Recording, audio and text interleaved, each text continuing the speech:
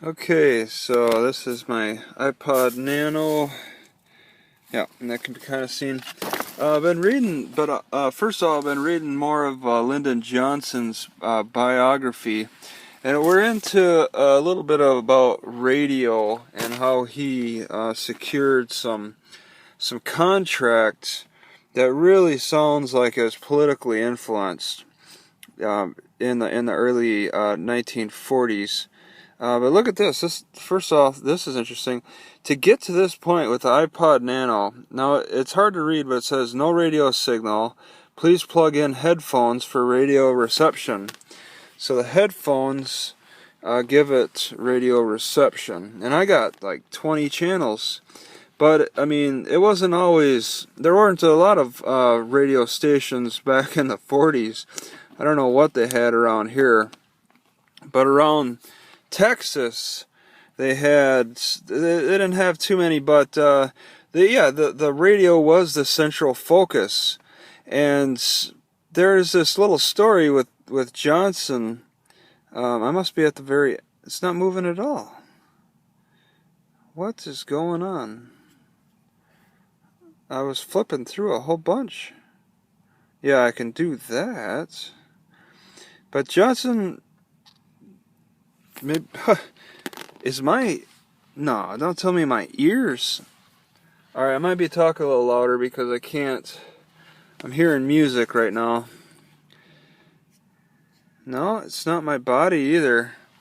Well, where I was, I got like 20 stations, and now nothing's moving.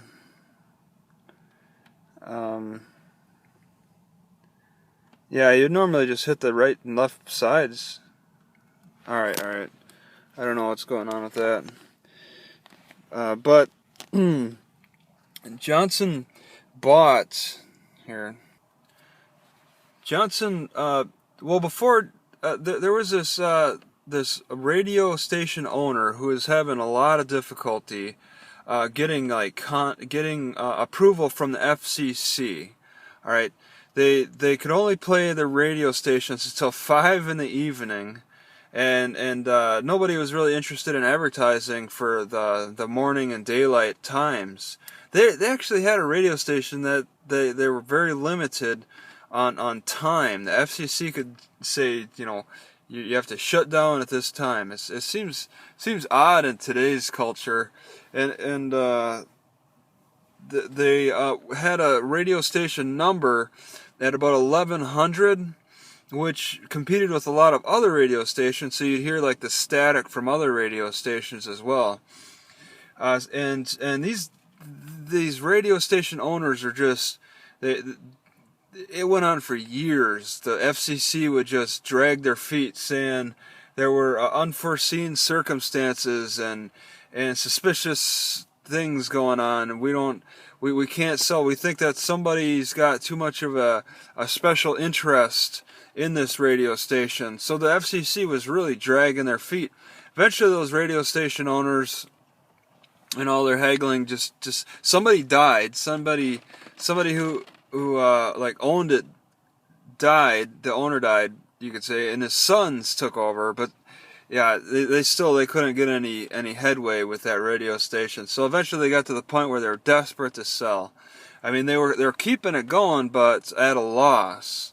Okay, so there's a lot of details to the stories in the book, but pretty much it got to the point where Johnson bought it. Okay, but he didn't buy it directly.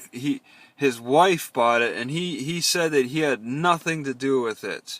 But within they bought it and sat on it for a couple months, and then filed with the FCC, and within hours they got the radio station number changed, and they got their times extended to a 24-hour radio station, and they got excellent advertisers and affiliations with CBS, and that was big. That radio was considered a bit of a gold mine back then. I don't know what the heck is going on with this thing, but it's interesting to hear how the FCC really had control over the radio, and how some business people who had no political connections couldn't get anywhere, while people who did have political connections got somewhere.